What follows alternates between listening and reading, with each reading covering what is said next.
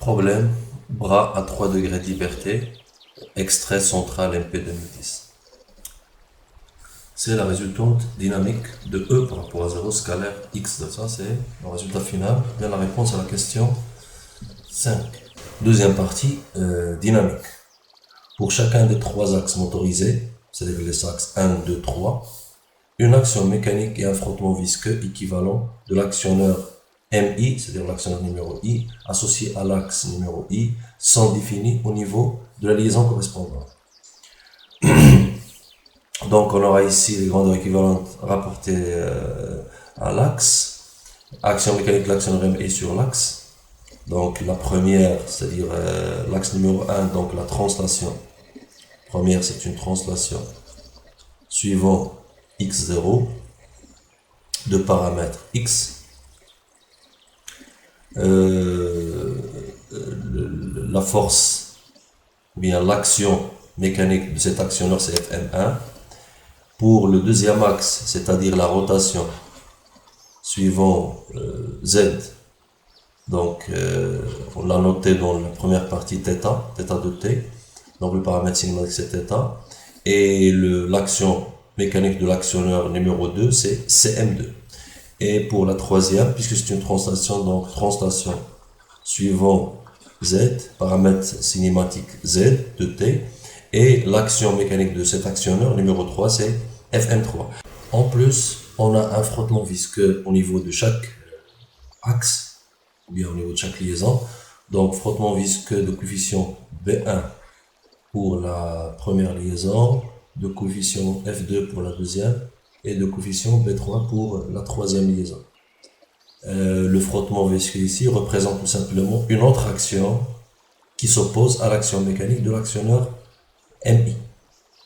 Donc un frottement, c'est une résistance au mouvement. Donc dans le cas de la translation, le frottement visqueux génère une force qui s'oppose à Fm1, qui s'oppose à cette force, Fm1. Dans le deuxième cas, le frottement visqueux génère un couple résistant qui s'oppose au couple moteur Cm2. Et dans le troisième cas, le frottement visqueux génère une force résistante qui s'oppose à Fm3. Donc première étape, on va tracer le graphe des actions mécaniques ou bien schéma d'analyse. On a 3 solides, 1, 2, 3, plus le bâti bien sûr. Donc la liaison entre 0 et 1 est une liaison glissière suivant x. Glissière suivant x. 0. Entre 1 et 2, entre le coulisseur 1 et le support 2, c'est une liaison pivot suivant G2 Z, Z0, et la troisième, c'est une liaison glissière suivant Z0. Alors on va commencer par les trois actionneurs. Donc le premier actionneur qui génère la force Fm1 est un vérin. Donc bien sûr dans l'énoncé, ils indiquent qu'on peut les noter MI. Donc là le premier actionneur c'est M1, ensuite M2, ensuite M3. Alors moi je préfère utiliser la notation, au lieu de MI, je vais utiliser la notation vérin et moteur électrique. Donc si c'est un vérin, je vais mettre un V. Par exemple pour le premier, ça sera le vérin V01. C'est-à-dire un vérin monté entre 0 et 1 pour générer une force Fm1 qui s'exerce sur la pièce 1. Pour le deuxième, puisque c'est une rotation ou bien un couple moteur, donc ce sera un moteur électrique. Donc moteur monté entre 1 et 2. Pour la troisième, c'est une liaison glissière, donc ça sera encore un vérin entre 2 et 3. Donc là, je vais mettre ici, je vais vous montrer que le vérin est monté entre 0 et 1. Le moteur électrique de la même façon est monté entre, le moteur électrique est monté entre 1 et 2, M1, 2, et le vérin V23 est monté entre la pièce 2 et la pièce 3. Alors voici un petit schéma explicatif qui montre que le vérin 0,1 par exemple, V01 est monté entre 0 et 1. Là par exemple ça c'est 0, ça c'est 0, et ça c'est la pièce 1. Donc la pièce 1 translate une liaison glissée entre 0 et 1. Alors, si vous voulez que la pièce 1, normalement, liaison glissière, ça veut dire que 1 peut translater par rapport à 0. Donc, possibilité ou bien degré de liberté, translation suivant x. Mais si vous voulez que 1 translate par rapport à 0, il faut utiliser bien sûr un actionneur, il faut utiliser tout simplement un vérin. Donc, le vérin se compose de deux parties, un cylindre, ou bien un corps, plus le piston, plus la tige du piston, dedans. Donc, si vous voulez que la pièce 1 translate par rapport à 0, il faut attacher la tige du vérin, la tige du piston, il faut l'attacher à la pièce 1. Et attacher, ou bien fixer le corps du vérin, il faut le fixer sur 0. Donc dans ce cas-là, si vous mettez la chambre du vérin sous pression, ici, alors la première chambre bien sûr sera sous pression, et la deuxième bien sûr se vide. Alors dans ce cas-là, le vérin, la tige du vérin se déplace dans ce sens, donc vitesse, et bien sûr en même temps une force qu'on a appelée dans l'énoncé Fm1, force fois vitesse, donc une puissance sous forme d'une force fois une vitesse, une force qui permet de déplacer 1 par rapport à 0. Ici, à l'intérieur de la chambre du vérin, on a une pression qui s'exerce sur la face supérieure du piston, mais en même temps sur le fond du cylindre. Alors, puisque le fond du cylindre est fixe, alors la pression va pousser le piston et créer ainsi un déplacement à la vitesse v. Donc la force, ici la force générée, cette force, la force, c'est Fm1 qui est égal, Fm1 est égal à P, égal à la pression exercée, donc la pression P, fois la section du vérin. Et de l'autre côté, la même chose ici, action-réaction, ce sera Fm de même valeur, Fm1, mais dans le sens opposé, donc moins Fm. Alors sur le schéma ici, on peut facilement conclure que la flèche qui représente Fm1, c'est cette flèche. Donc cette flèche représente l'action Fm1, alors que celle-là représente la réaction, ou bien l'action sur la partie fixe, c'est moins Fm1. Alors moi, ce qui m'intéresse, c'est montrer sur le schéma la force Fm1. De même pour le deuxième vérin, c'est-à-dire le vérin V23, V entre 2 et 3. Donc la même chose, là il faut mettre à la place de 1, il faut mettre 3, et là il faut mettre 2. Et le principe est le même, sauf que cette fois, ça sera Fm2, qui est égal à P fois S. Donc, par conséquent, ça c'est Fm3. Mais il faut attacher 2 au corps du vérin. Ça c'est 2. Ça c'est 3. C'est bon, donc c'est le même principe. Alors pour le moteur électrique, c'est la même chose. On a 2 entraînés en rotation, ou bien qui a un degré de liberté de rotation suivant l'axe Z0 par rapport à 1. Donc il faut utiliser un actionneur qui permet de produire une puissance de rotation. Donc un couple fois une vitesse de rotation. D'où l'utilisation d'un moteur électrique. Donc un moteur électrique se compose d'un rotor plus un stator.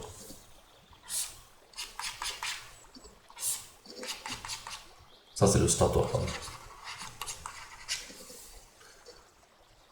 Donc pour entraîner 2 en rotation par rapport à 1, tout simplement il faut lier 2 au rotor. Donc dans ce cas-là, là vous aurez un couple CM, qu'on a appelé CM2 dans l'énoncé, CM2, associé bien sûr à une vitesse de rotation oméga.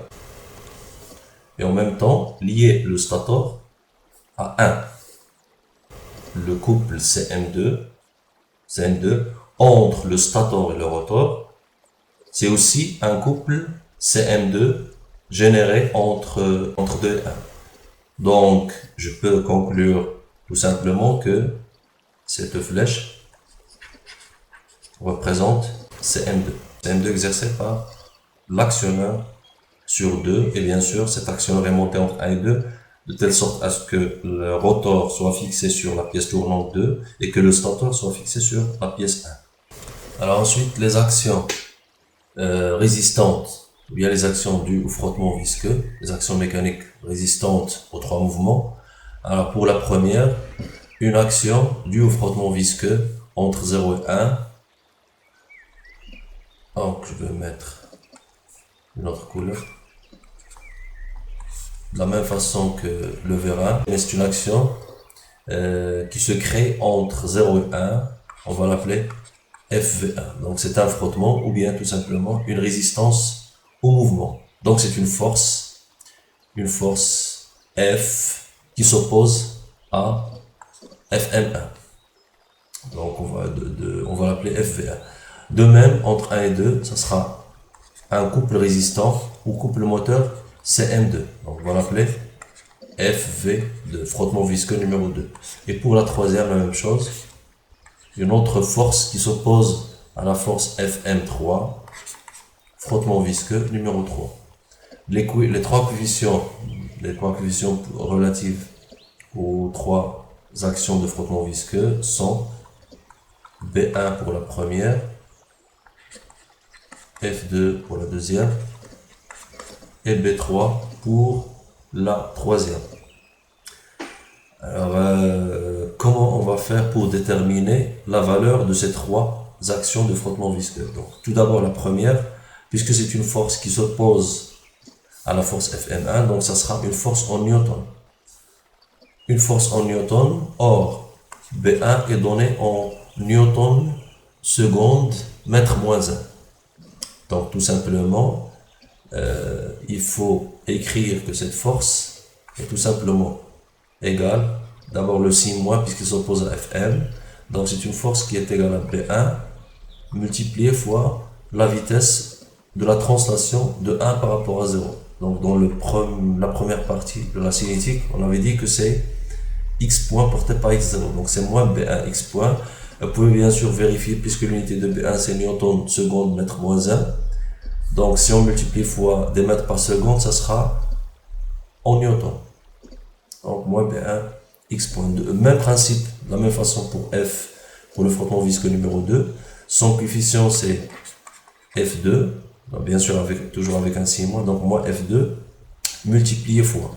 Alors puisque ici le couple doit être en newton-mètre, un couple résistant qui s'oppose à CM2, donc là l'unité de F2 c'est newton-mètre seconde radian moins 1, c'est-à-dire newton-mètre par radian par seconde, donc il faut multiplier fois une vitesse de rotation. Donc ça sera multiplié fois la vitesse de rotation de la pièce 2 par rapport à la pièce 1. Et c'était bien sûr θ, donc θ point, le paramètre cinématique θ, donc θ point. Et pour la troisième, c'est la même forme que la première, puisque c'est une translation, c'est une force qui s'oppose à la force Fm3, donc ça sera moins B3 fois la vitesse ici de la translation, le paramètre c'est Z, donc ça sera Z point. Z point. Donc voilà les 3 actions résistantes aux 3 actions motrices. Il reste encore l'action de la pesanteur. On va mettre ici pesanteur sur les 3 solides 1, 2 et 3. Donc pesanteur, action à distance sur les 3 solides.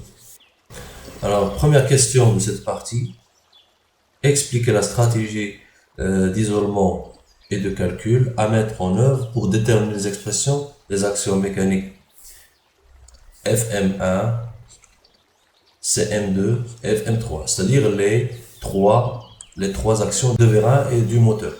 Donc Fm1, Cm2, Fm3, générés par les actionneurs MI, c'est-à-dire par les actionneurs V01, M12 et V23. On indiquera sur le tableau ci-dessous, je vais vous montrer le tableau, à recouper sur la copie, l'ensemble isolé. Donc on indiquera l'ensemble isolé, donc on isole quoi? Le théorème qu'on a choisi, avec éventuellement le point de calcul, s'il s'agit bien sûr d'un moment, et la direction de projection en justifiant clairement le choix de la méthode adoptée. Le tableau est le suivant. Donc les trois actions qu'on cherche sont Fm1, Cm2, Fm3. Donc il faut choisir l'ensemble à isoler. Ensuite, le théorème utilisé. Et bien sûr, justification du choix d'isolement et de théorème. À partir, bien sûr, du graphe des actions mécaniques. Donc on va expliquer ça sur le graphe. Ensuite, on revient au tableau. Alors si on commence par Fm1. On a déjà localisé Fm1. Elle est là. Alors pour déterminer Fm1, il faut que le cercle d'isolement qu'on va choisir, il faut bien sûr qu'il coupe Fm1. Donc je suis sûr que mon cercle d'isolement doit couper Fm1. Donc c'est-à-dire que je dois au moins isoler le solide 1. Alors, si on isole 1, on peut écrire Fm en fonction de l'action de la pesanteur, puisqu'on a coupé l'action de la pesanteur, en fonction de l'action de la liaison pivot, et en fonction du frottement visqueux. Alors moi, j'analyse seulement un premier cas, qui n'est pas correct bien sûr, c'est-à-dire isoler 1. Alors bien sûr, si j'isole 1, je dois couper aussi le moteur, et je couperai la liaison pivot, et je couperai le frottement visqueux. Alors le premier problème, c'est que on aura ici, on aura Fm en fonction du couple moins Cm2, de l'autre côté, puisque là c'est Cm2 dans le sens moins. Alors dans ce cas-là, je ne peux pas calculer Fm, je cherche Fm en fonction des données, alors j'aurai Fm en fonction d'action d'un autre actionneur. Alors je dois éviter d'isoler un seul.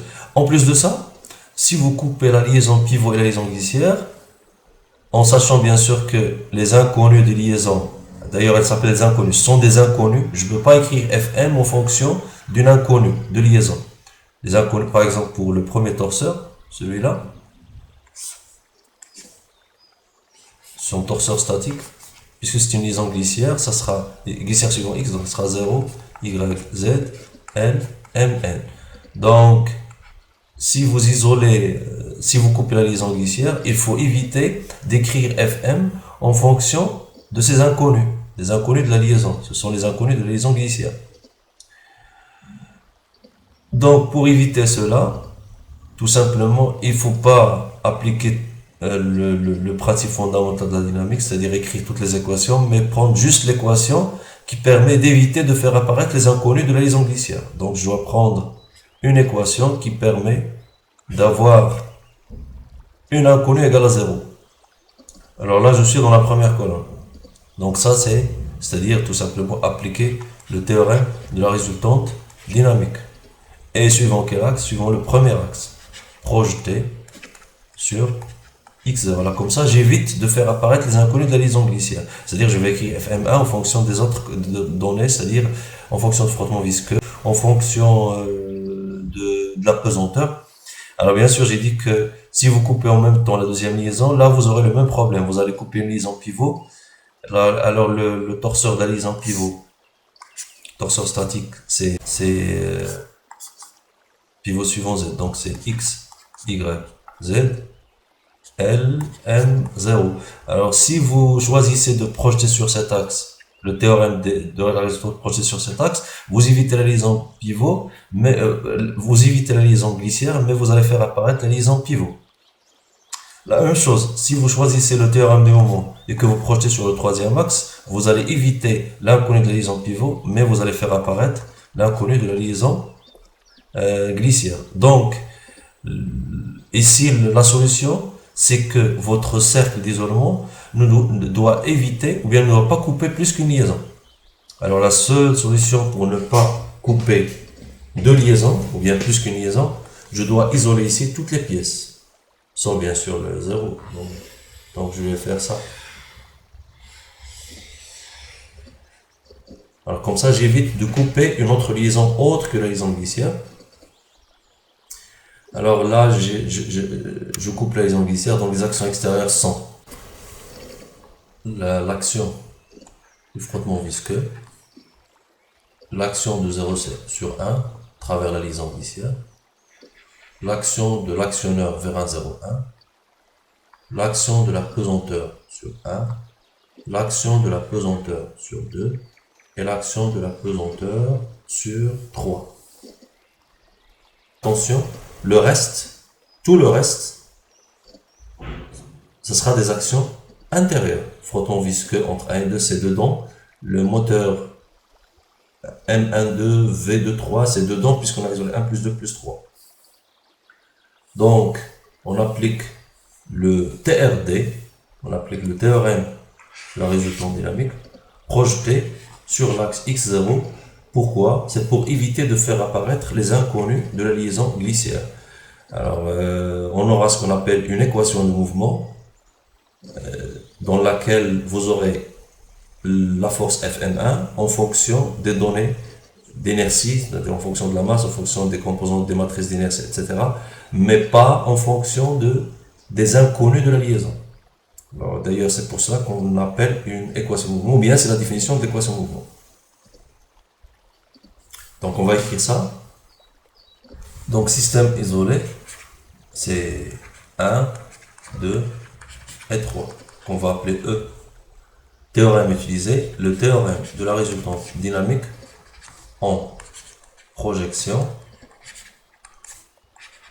sur l'axe de la liaison glissière, donc sur X0.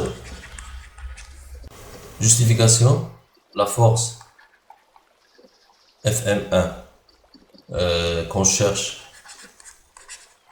est portée par cet axe, d'une part. D'autre part, la composante est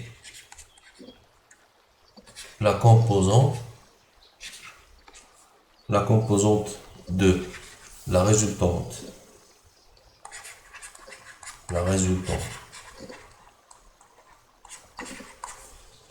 transmissible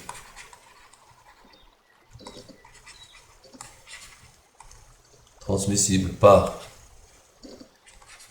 la liaison 0,1, bien 1,0 c'est la même chose, 0,1 et nul suivant X0. Alors comme ça, on évite de faire apparaître les inconnus de la liaison glissière 0,1.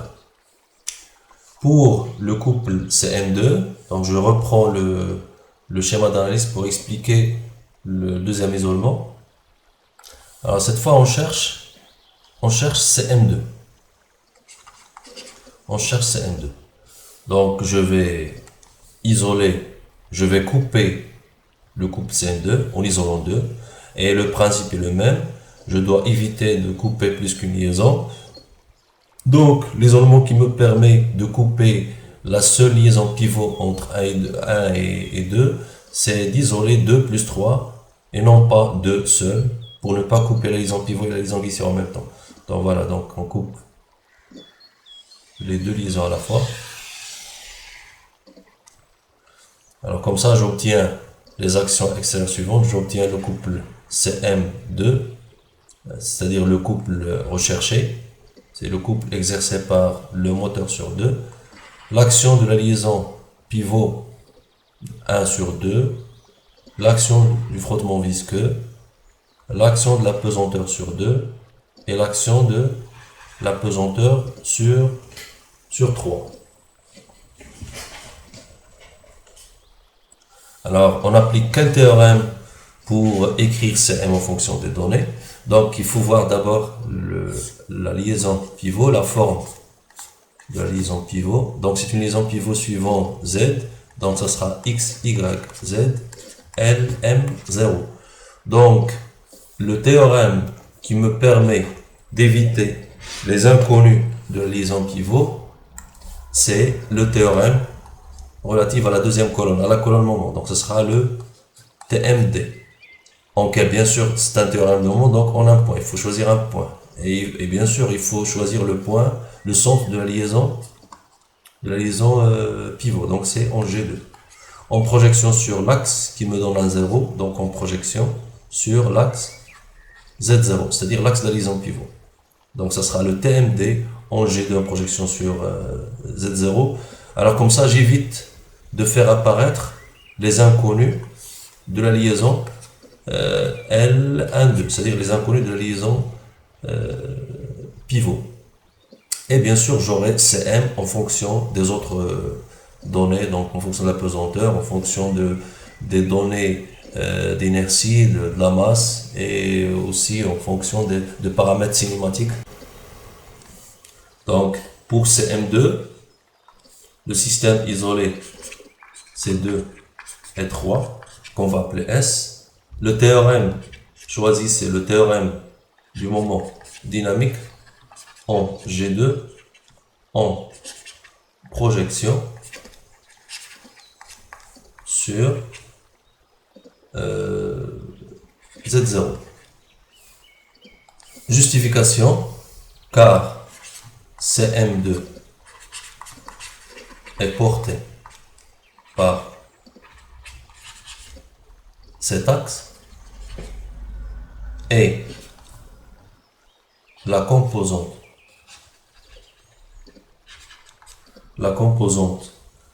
du moment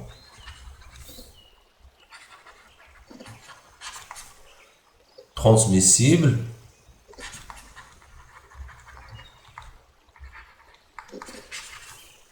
par la liaison 1-2, par la liaison 1-2 ou bien 2-1-2, et nul suivant cet axe. C'est-à-dire suivant G2, Z0. Donc comme ça, j'évite l'apparition de l'inconnu de la liaison 1-2.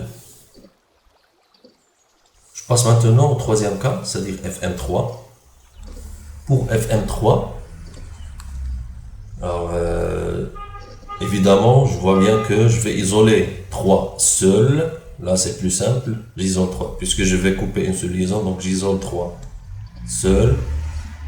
Et là, je coupe la liaison glissière de 3, le frottement visqueux, et bien sûr la force Fm3 que je cherche, et la pesanteur. Alors maintenant, pour le théorème, la même chose, je sais que la liaison glissière me donne la forme suivante, liaison glissière suivant Z, donc ce sera X, Y, 0, L, M, N. Donc on a un 0 suivant la troisième composante de la résultante. Donc le théorème qu'on va choisir pour éviter de faire apparaître les inconnus de la liaison glissière, c'est le théorème de la résultante dynamique, puisqu'on est sur la première colonne. Projeté sur quel axe? Sur l'axe Z0. Alors comme ça, j'évite de faire apparaître les inconnus de la liaison glissière. En même temps, je vais écrire Fm3 en fonction des autres paramètres. Alors, la règle générale, si vous voulez, donc on résume un petit peu. Si vous avez une liaison pivot, c'est-à-dire si vous avez une rotation, en général, il faut choisir le TMD en projection sur cet axe de rotation et en ce point. Si vous avez une translation, en général, vous choisissez le TRD. Donc TMD, théorème de moment dynamique en un point suivant un axe lorsque la liaison est pivot, et TRD suivant un axe lorsque la liaison est glissière. C'est-à-dire pour la translation, ça sera le TRD, pour la rotation, ce sera le TMD. Donc je reviens au tableau pour compléter le troisième cas. Alors Fm3, j'isole 3 seul. J'applique le TRD en projection sur Z0. Alors pourquoi? Justification, car Fm3 est porté par cet axe, donc la même justification que le premier cas, cet axe, et la composante de la résultante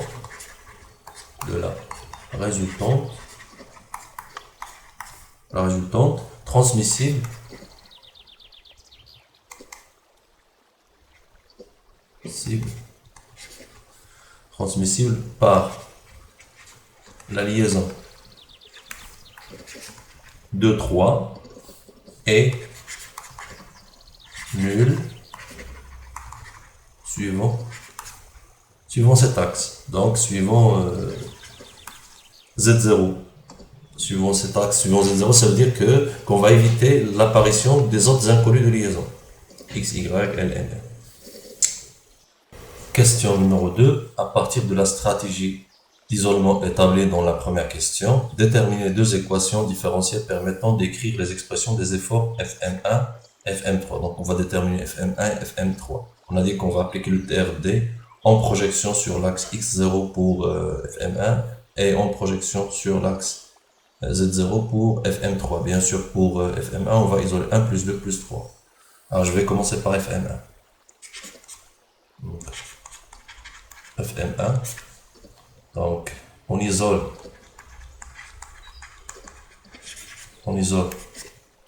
1, 2 et 3, qu'on va appeler E, l'ensemble E, et on applique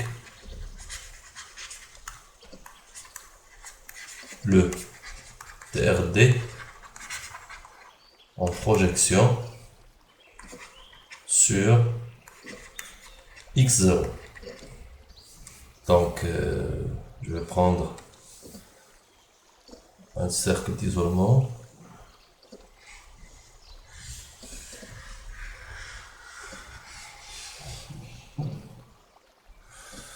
Alors,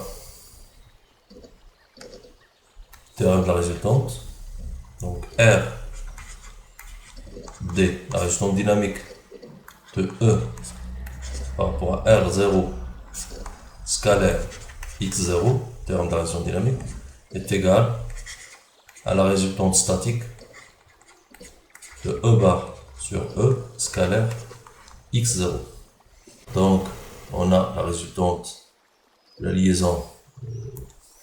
liaison glissière 0,1, celle de l'action du vérin, donc Fm1, pesanteur sur 1, pesanteur sur 2, pesanteur sur 3, plus bien sûr le frottement. Donc je vais écrire que on a R E bar sur E bar sur E scalaire X0 est égal R de 0 sur 1 scalaire X0 plus R frottement visqueux numéro 1 sur 1 scalaire X0 plus R vérin V01 sur 1 scalaire X0 plus R, là je peux mettre les trois à la fois, pesanteur sur E, c'est-à-dire sur 1 et 2 et 3 scalaire X0. Alors j'ai pas factorisé par X0, pourquoi? Parce que tout simplement je vais simplifier quelques termes. Alors R01, la liaison glissière suivant X0, la composante de la liaison glissière, la composante de la résultante de la liaison glissière suivant X0 est nulle. Donc ça c'est 0. Le frottement visqueux, on a dit que l'action du frottement visqueux est une action qui s'oppose à la force Fm. Or, la force Fm est portée par X0. Donc, moins B1, X point qui représente la force résistante au mouvement, est portée aussi par X0. Donc, l'expression de le deuxième terme, c'est moins B1, X point. Le troisième terme, bien sûr, c'est celui du vérin. Donc, c'est Fm, c'est Fm1, et pour la pesanteur, bien sûr, ça sera moins ME, donc pour les 3, M1, M2, M3, ME, G, porté par Z0, scalaire X0. Donc ça, c'est 0 aussi. 0. Donc finalement, la résultante, résultat final, la résultante est tout simplement égale à Fm1 moins B1 X point.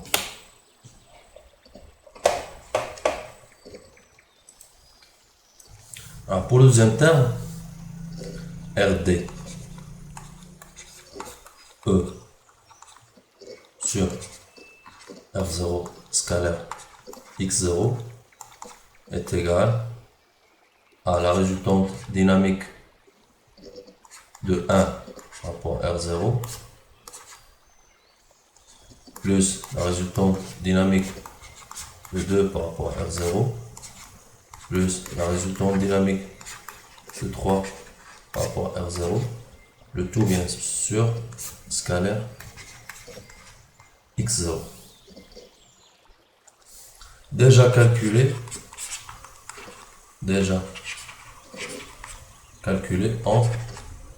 en cinétique, c'est-à-dire dans la première partie. Donc la projection de RD de E par rapport à Z scalaire x0 est tout simplement égale à ceci. Donc le résultat déjà calculé, donc je peux écrire que cela implique que M1 plus M2 plus M3 x2 points fois x2 points moins M3 D2 plus D facteur 2 θ 2 points sinus θ plus θ point carré cos θ est égal à la résultante statique projetée sur x0 est égal à Fm1 moins B1 x point. Alors comme ça je peux obtenir l'expression de Fm1. Donc cela implique que Fm1 est égal à M1 plus M2 plus M3 x2 points moins M3 D2 plus D θ 2 points sinus θ plus θ point carré cos θ plus B1 x point. Là, l'expression de Fm1 en fonction des données. Pour Fm3, on a dit qu'on va appliquer, donc on isole. On a dit qu'on va isoler. Donc on isole 3 et on applique le TRD en projection sur Z0.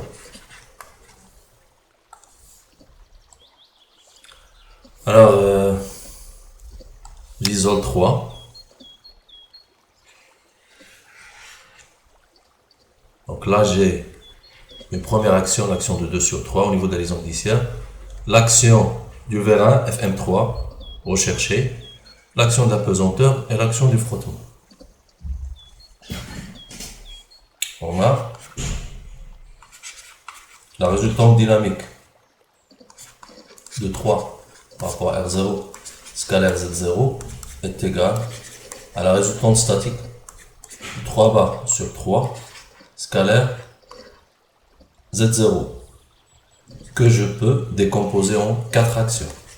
R de 2 sur 3 scalaire Z0 plus R du frottement visqueux sur 3 scalaire Z0 plus la résultante du vérin ou bien l'action du vérin V23 sur 3 scalaire Z0 plus l'action de la pesanteur sur 3 scalaire Z0. Alors, pour la première action, R de 2 sur 3 scalaire Z0, c'est-à-dire la composante de la résultante de la liaison glissière 2 sur 3, glissière 2 sur 3, suivant Z0, puisque c'est glissière suivant Z0, donc ça sera un 0. La composante suivant Z de la résultante est nulle.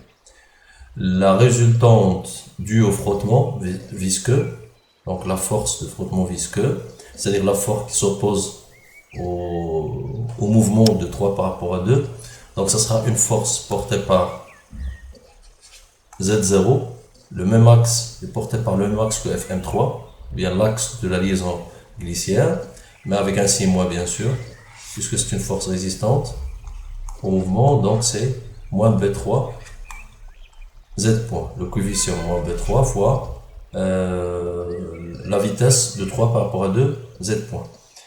L'action du vérin, bien sûr, qu'on cherche, c'est Fm3 porté par Z3, donc scalaire Z3, ça sera Fm3. Et enfin, la pesanteur, c'est moins M3G Z0, scalaire Z0. Donc, ça sera moins M3G. Donc, finalement, on peut écrire que la résultante R 3 bar sur 3 scalaire Z0 est égale à Fm3 moins B3 Z point moins M3G. Le deuxième terme, la résultante dynamique de 3 par rapport à 0, scalaire Z0, on va la calculer. On a déjà déterminé le torseur cinétique de 3 par rapport à 0. Donc la résultante cinétique, c'est M3 facteur de x moins x0 plus z.z0 plus d2 plus d θ.y2. Mais bien sûr, on n'a pas calculé le torseur dynamique 3 par rapport à 0, ni la résultante dynamique de 3 par rapport à 0 scalaire z0. Donc, on va la calculer à partir de la résultante cinétique. Donc, la résultante dynamique, RD 3,0 scalaire z0 est égale à la dérivée de la résultante cinétique de 3 par rapport à 0 sur dt scalaire z0. Bien sûr, je peux introduire z0 dans la dérivée puisque z0 est fixe dans le repère r0, donc ça sera d sur dt de rc, la résultante cinétique de 3 par rapport à 0, scalaire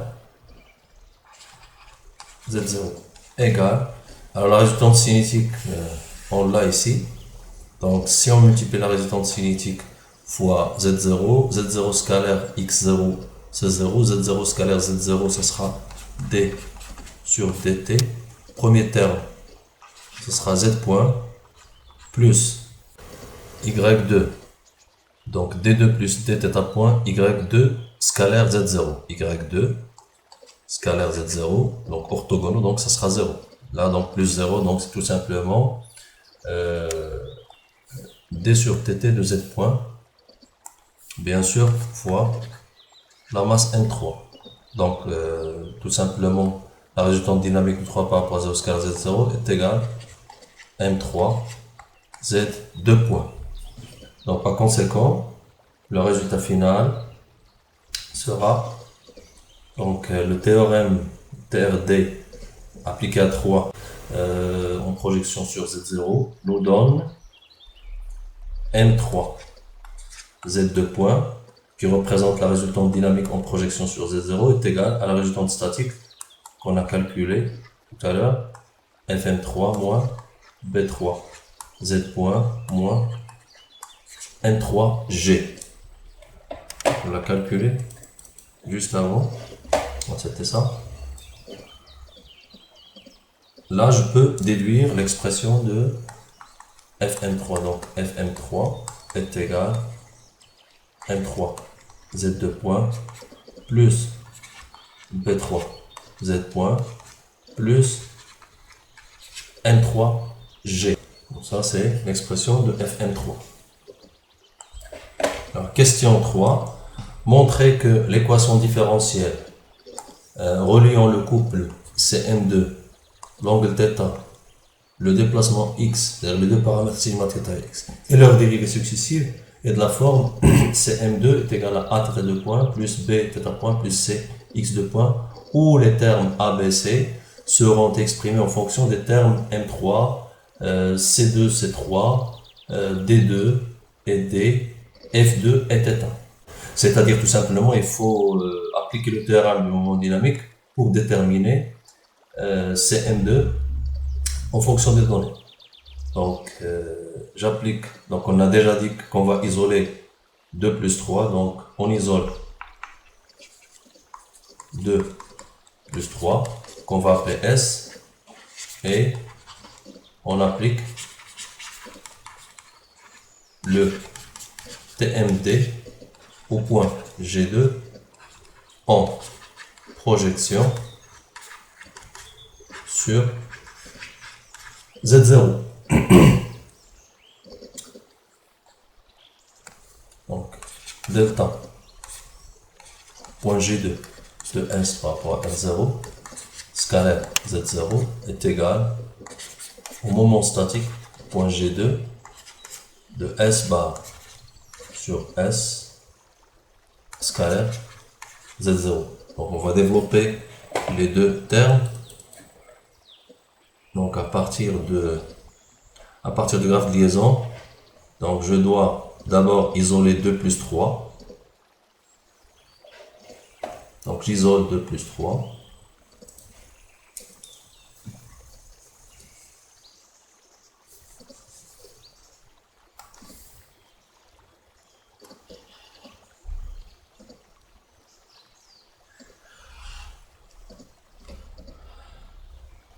Bien sûr, là, je ne dois pas dire par exemple que j'ai coupé l'action de FV3 puisque le frottement visqueux c'est entre 2 et 3 et j'ai isolé 2 et 3. Donc je l'ai fait exprès. Attention, je ne vais pas cocher ces deux intersections. Alors là, j'aurai ici, première action, l'action du frottement visqueux entre 1 et 2.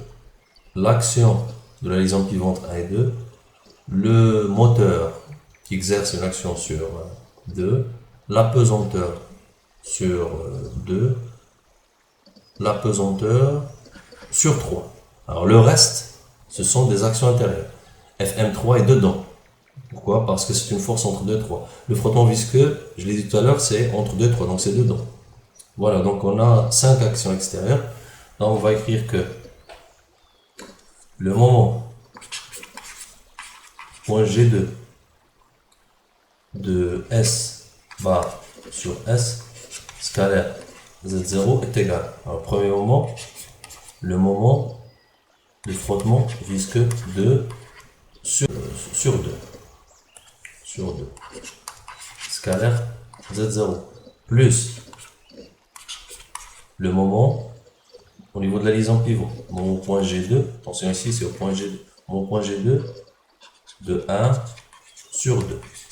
Scalaire Z0 plus le moment au point G2 du moteur M12 sur 2 scalaire Z0 plus le moment au point G2 de la pesanteur sur 2 scalaire Z0 plus le moment au point G2 de la pesanteur sur 3 scalaire Z0 pardon.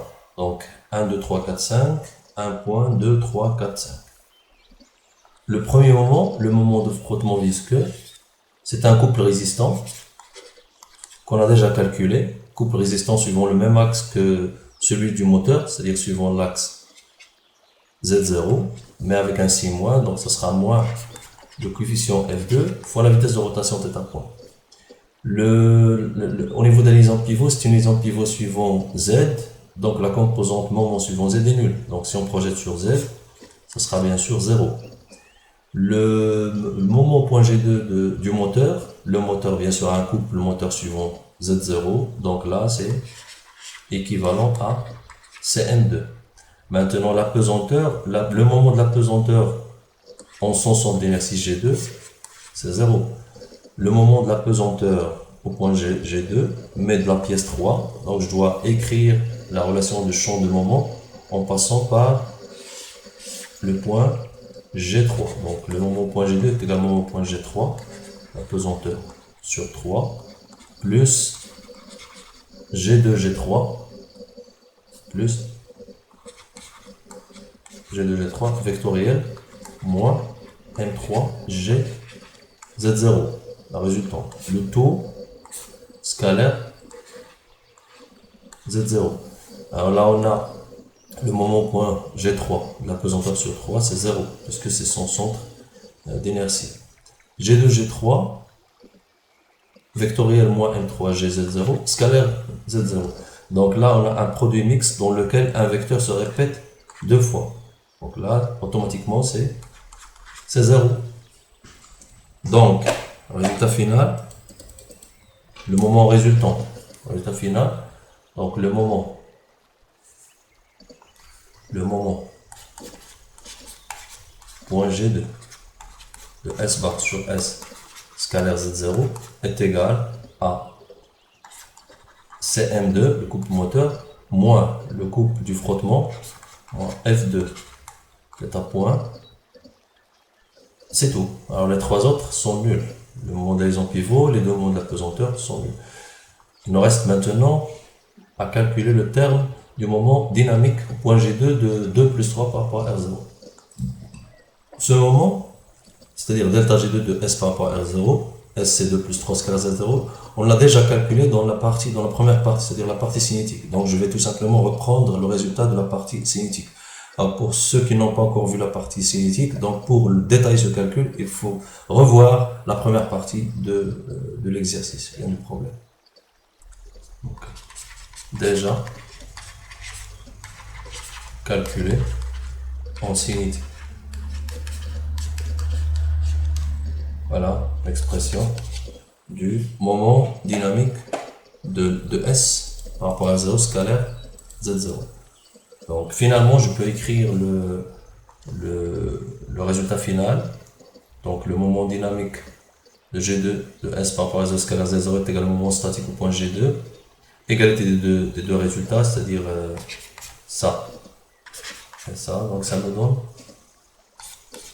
C2 plus C3, θ de point, plus M3, D2, plus D, facteur de D2, plus D, θ de point, moins X de point, sinus θ. Ça, c'est le terme dynamique est égal, terme statique, c'est M2, moins F2, θ point.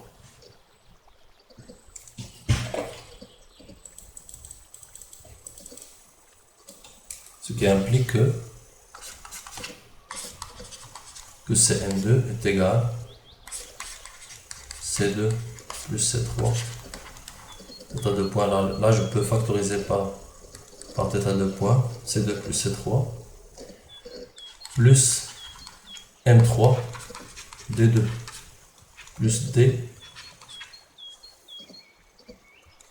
D2 plus D au carré, le tout facteur θ de point, moins M3 X de point D2 plus D sinus θ plus F2 θ point. Donc ça, c'est l'expression de Cm en fonction des données. D'après la question 3, il faut écrire Cm sous la forme suivante. Donc il faut chercher les termes A, B, C. Donc par identification, je peux dire que A, donc A θ 2 points, donc ça c'est A. B θ point, donc ça c'est B. Et C, c'est moins M3 D2 plus D sinus θ. Donc bien sûr, on exclut le X de point. Ça c'est C. Donc A égale C2 plus C3 plus M3 D2 plus D au carré. B est égal F2 et C est égal à moins M3 D2 plus D sinus θ. Voilà, c'est terminé.